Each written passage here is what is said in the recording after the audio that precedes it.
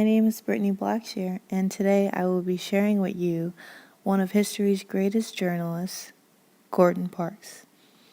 Gordon Roger Alexander Buchanan Parks was born in Fort Scott, Kansas, November 30th, 1912. The interesting thing about Gordon Parks is that before he was born, he died. He was declared dead by the family doctor, and he was actually a stillborn. It wasn't until another doctor came into the room and said that they should put him in ice cold water, and he emerged as a newborn. So it was kind of symbolism that he was going to become this great person.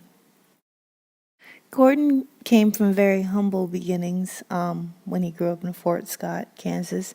He was the youngest of 15 children, and his school teacher told him and the rest of his all-black classmates that they're going to wind up being nothing but maids and porters, which actually he later became a porter, and he was also a busboy and a teacher, all through his earliest 20s and part of his teens.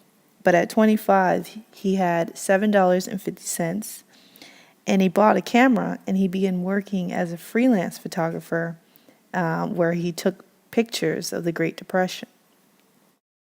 One thing that's common knowledge about Parks is that he actually got his start becoming a major photographer when he started working freelance for Life magazine and Vogue magazine. He got his start in Vogue magazine actually by the editor, Alexander Lieberman, hired him to shoot a collection of evening gowns. Though he worked for Life magazine and Vogue, coming from humble beginnings that he came from, he became interested in more than just fashion and portraits. He began to take photographs of the low-income black neighborhoods in the south side of Chicago.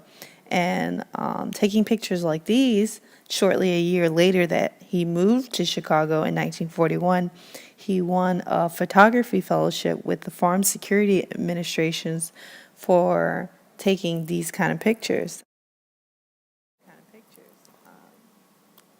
This photo was taken shortly after in 1942, and it's called American Gothic, Washington, D.C.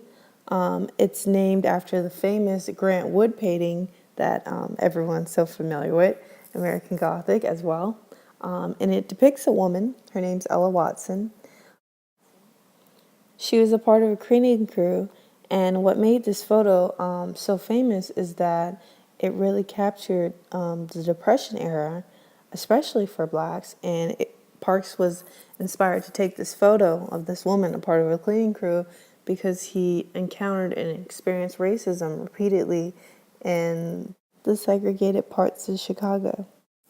In 1948, he no longer was freelance. He actually got a staff job at Life magazine where he would go on for the next 20 years, taking some of his best photographs.